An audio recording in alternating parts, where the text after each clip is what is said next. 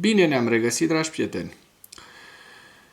Lucrurile s-au mai domolit puțin pe frontul din Ucraina. Pokrovsku și Mânogradu sunt în continuare în posesia ucraineană, deși lupte intense au loc acolo. Pierderile rusești, așa cum veți vedea în ziua de astăzi, au scăzut de la peste 1000 la undeva la 870 de militari ruși. Asta înseamnă că rușii deja au început să reducă, cum se zice, intensitatea atacurilor, pentru că sunt două cauze. Eu zic că prima, care este faptul că nu mai au resurse, nu mai au carne de tun așa de multă disponibilă să se arunce pe front, pentru că imaginați-vă că oamenii ăștia care luptă în Ucraina văd zilnic ce se petrece cu colegii lor și când le vine rândul să facă aceste asalturi de carne de tun, nu sunt foarte fericiți, nu sunt foarte încântați.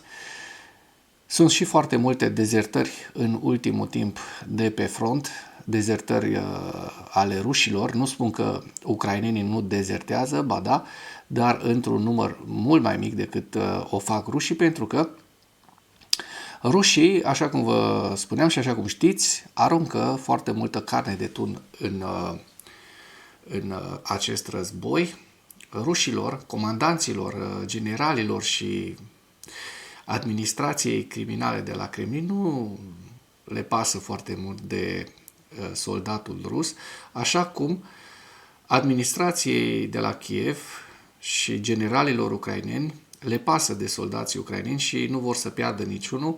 Chiar săptămâna aceasta, parcă pe vineri, acum 2 zile, generalul Alexander Syrskyi, comandantul armatei ucrainene, spunea că ei nu să apere ruine și zone care sunt deja devastate de război, care nu mai au niciun rost pentru a fi apărate, referindu-se la jumătatea din orașul Pokrovsk, care a fost ocupată de către ruși.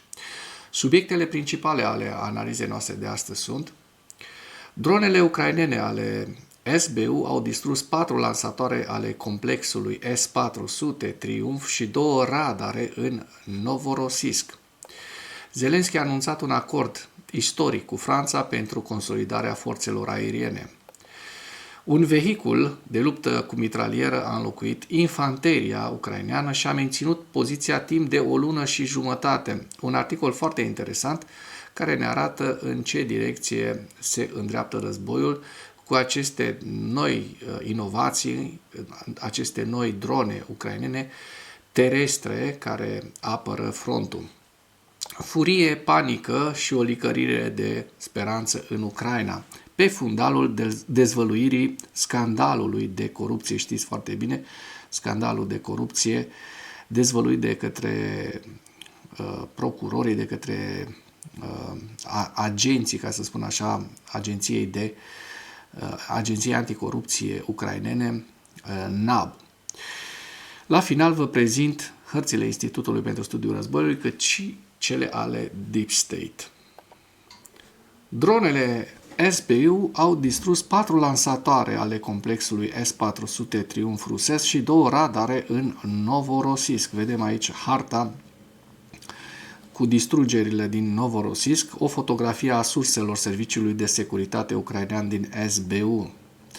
În urma unui atac al dronelor ucrainene asupra infrastructurii portoare și petroliere din Novorossiysk, Rusia, pe 14 noiembrie, au fost distruse 4 lansatoare ale complexului S-400 Triumf și 2 radare. Au apărut noi date privind consecințele atacului de ieri al dronelor cu rază lungă de acțiune asupra Centrului de Operațiuni Speciale Alpha al SBU din Novorossiysk.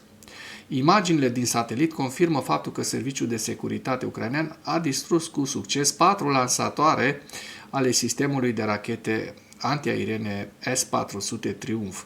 Acestea se aflau pe teritoriul unității militare a regimentului Bane Roșu Cuban. Inamicul a pierdut de asemenea 2 radare importante, radarul de detecție timpurie 96N6 Cheeseboard și radarul de desemnare a țintelor 92N6. În total, aproximativ 12 lansatoare de sisteme de rachete de apărare aeriană S-400 Triumph au fost amplasate pe teritoriul unității militare. Există o probabilitate mare ca și acestea să fi fost avariate în urma atacului. Această operațiune, efectuată de către SBU cu sprijinul Forțelor de Securitate și Apărare GUR al Ministerului Apărării SSO al Forțelor Armate ale Ucrainei, Serviciul de Grăniceri de Stat a avut un mare succes. Zelensky a anunțat un acord istoric cu Franța pentru consolidarea forțelor aeriene ucrainene. Acesta, în discursul său de dimineață, spune: de asemenea, am pregătit un acord istoric cu Franța. Va exista o consolidare semnificativă a aviației noastre, a apărării noastre aeriene și a celorlaltor capacități de apărare. Conform programului vizitei, aceasta va avea loc luni.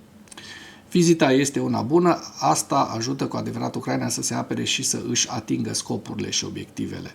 Zelensky a mai spus că vizita sa productivă în Spania, care a fost pregătită de mult timp, va avea loc marți. Încă o țară puternică care s-a alăturat partenerilor și inițiativelor care ne ajută cu adevărat.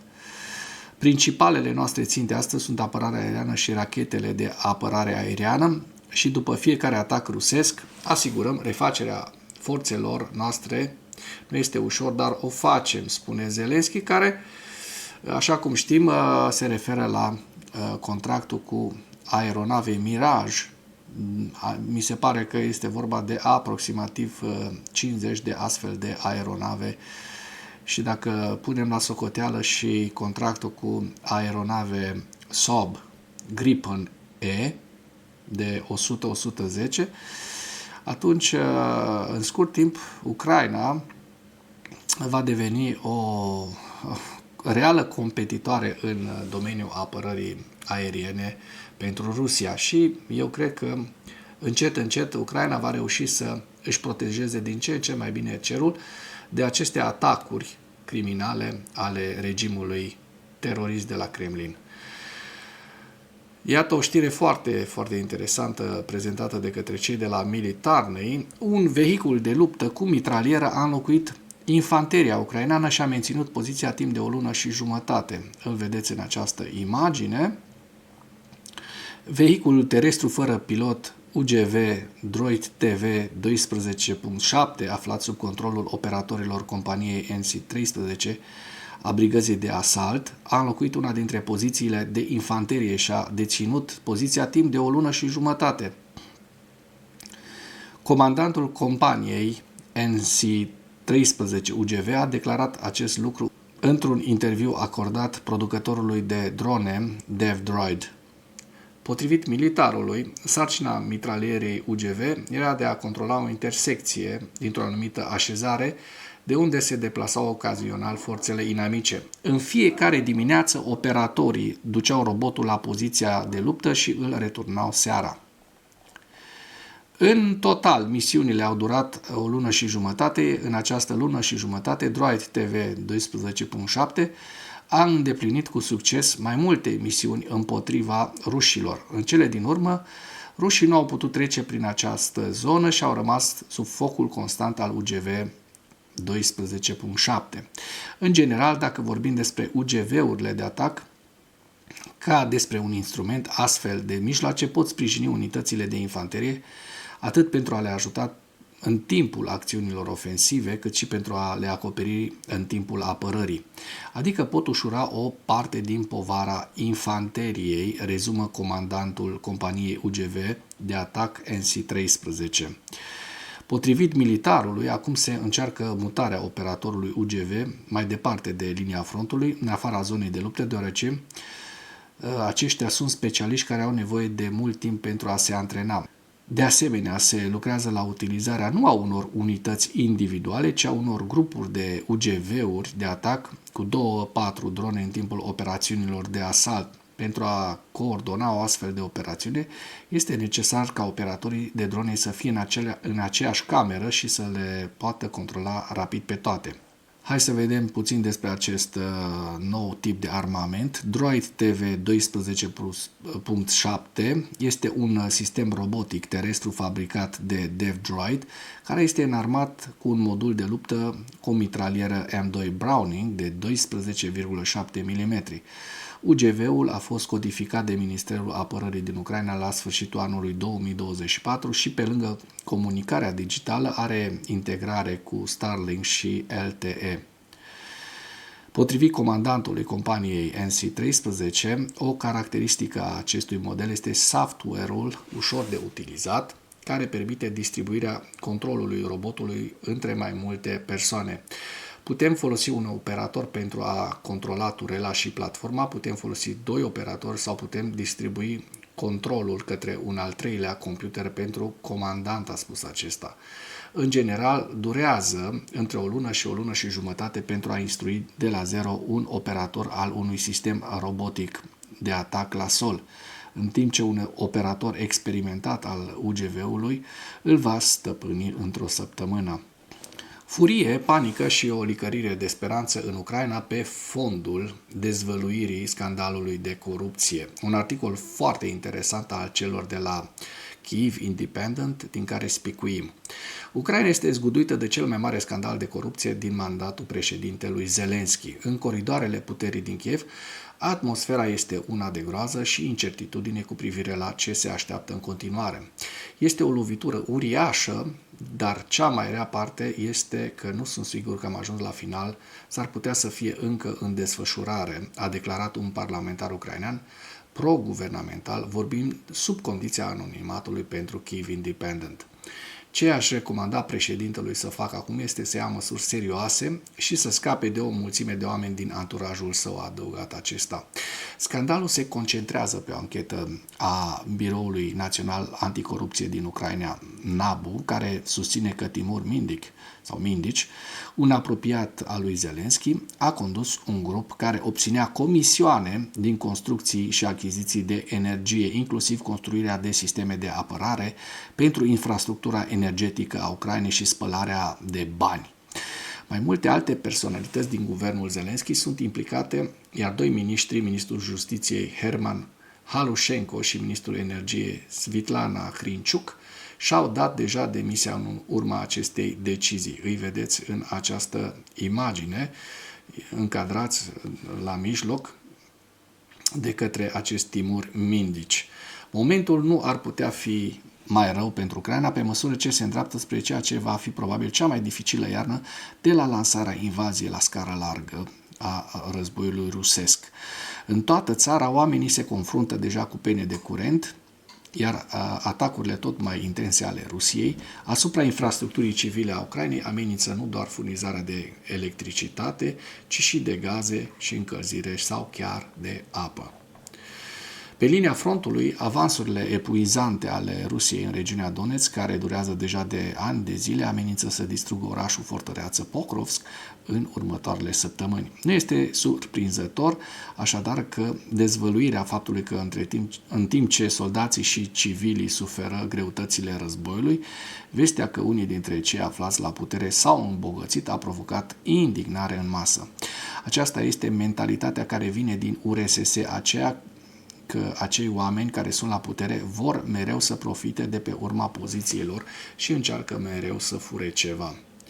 Acest război îi va lua pe majoritatea oamenilor activi, onești și decenți, dintre care facem parte majoritatea dintre noi, a scris voluntara militară Maria Berlinska într-un editorial eviscerant pentru Ukrainska Pravda. Mă doare să cred că în același timp prietenii președintelui își plătesc prostituate, mașini scumpe și cheltuie sute de milioane din banii noștri pe vile noi. Sentimente similare pot fi găsite chiar peste toate străzile Kievului. Vă prezint și niște imagini și vă las și un link în comentarii pentru că articolul merită citit, este unul foarte, foarte interesant. Trecem la ziua 1362 a războiului din Ucraina.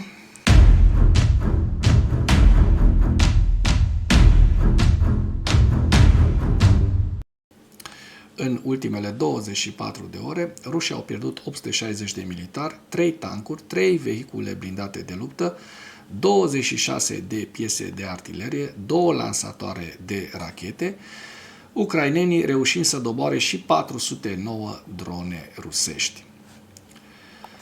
Dăm un ochi și pe hărțile celor de la Deep State pentru a vedea dacă au existat modificări ale fronturilor. În zona de sud, în zona Hersonului, așa cum se poate observa, nu au existat modificări. Din păcate, în zona Zaporojie, așa cum se poate observa în această imagine, sunt mai multe avansuri rusești în 3 zone principale. Cea mai importantă este la sud, către Zelenihai. Vedem că rușii au reușit un avans destul de consistent, undeva la 10-12 km pătrați. O zonă mai mică vedem aici, la sud de Solotche, și una medie de avans rusesc, undeva la 2 km pătrați.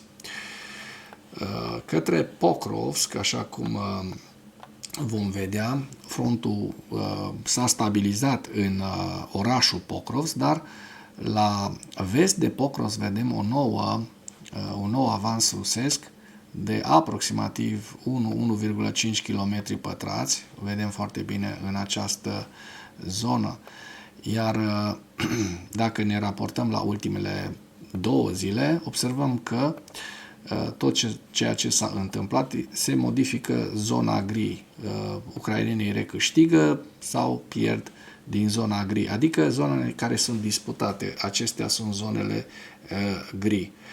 În regiunea Mârnograd vedem că frontul este destul de stabil, cu toate că rușii au ajuns deja la porțile Mârnogradului, sunt deja în această situație de la începutul lunii, așa cum se poate observa din această imagine. Da? Bun, mai la nord observăm că Dobropilea este locul în care ucrainenii au reușit să câștige anumite zone în ultimele 2 săptămâni, așa cum se poate observa din această imagine. Și dacă mergem mai la nord, către Ceasov Iar, către Lăman, către Kupiansk, vedem că în Kupiansk, în punga Kupianskului, la est de Kupiansk, rușii au reușit să aibă un avans, se observă în această imagine, un avans mediu, da? Undeva la 6-8 km pătrați, nu cred că sunt 10, da, să zicem 8 km pătrați, da, în această zonă. Kupianskul este aici și, așa cum se poate observa, ucrainenii în continuare mențin anumite zone din acest oraș foarte important, pe care rușii vor să-l ocupe de mai bine de 3 luni și au tot pătruns în oraș în ultimele săptămâni. Mai la nord, în Vovchansk, la nord de Harkiv, vedem această zonă, care este o zonă destul de stabilă în ceea ce privește fronturile. Dacă ne uităm de la începutul lunii, da, în ultimele 2 săptămâni, rușii au reușit să ocupe la vest de Vovchansk, așa cum se poate observa în această imagine, aproximativ 4-5 km pătrați. Deci nu au un avans foarte, foarte mare. Este o zonă stabilă, iar la nord de Sumy, în regiunea Sumy, observăm că, de asemenea, de la începutul lunii până acum, n-au existat nici măcar o modificare. Trecem la evaluarea campaniei militare în viziunea Institutului pentru Studiul Războiului la data de 15 noiembrie, cu principalele știri. Forțele rusești au folosit condițiile meteorologice pentru a exploata vulnerabilității apărării câmpului de luptă bazat pe drone al Ucrainei în direcția Novopavlivka, subliniind nevoia Ucrainei de sisteme de arme tradiționale. Bloggerii ruși au relatat despre utilizarea de către forțele ruse a unei ceți dense în timpul asaltului și au susținut că forțele ruse au reușit să traverseze podul ponton de 2 ori. Un blogger militar a remarcat că forțele ruse au reușit să folosească un al doilea val al atacului pentru a trimite întăriri în sprijinul trupelor care au descălecat după primul val. Vedem aici o hartă a Novopavlivka la data de 15 noiembrie.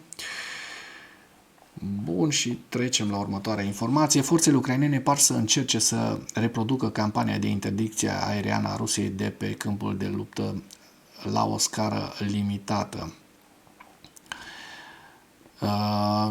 Campania aceasta rusească a început însă cu luni înainte de intensificarea recentă a operațiunilor ofensive la sol, iar Ucraina ar trebui să acționeze în mod similar pentru a încorpora eforturile acestei campanii de interdicție în designul campaniei sale pe termen lung.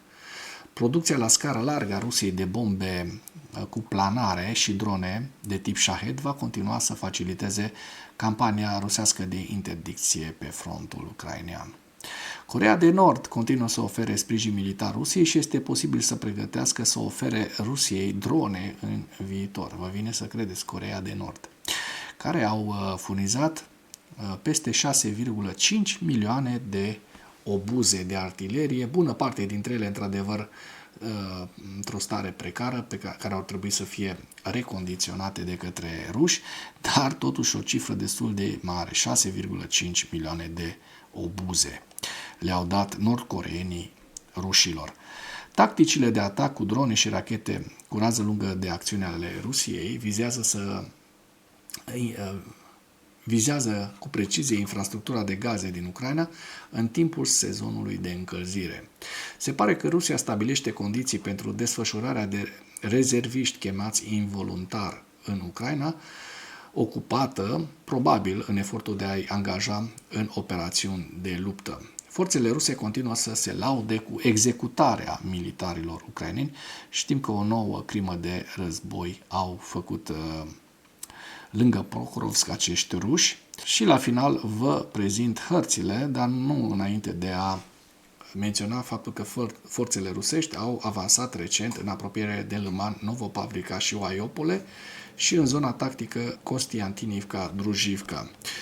Vedem hărțile la data de 15 noiembrie, direcția Sumă, Harkiv, Vovchansk.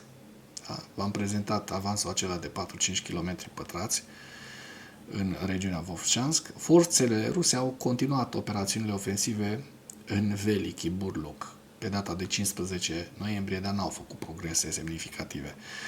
Harta Luganskului, Borova-Lăman, Donetsk, Kostiantinivka-Drujivka, Pokrovsk, Novopavlivka și axa sudică Zaporojie și Herson. Și cu acest ultim detaliu închei materialul nostru de astăzi cu îndemnul: dacă ați găsit informații utile în acest videoclip, nu ezitați să-l distribuiți pentru a ajunge la cât mai multă lume. Mulțumesc mult!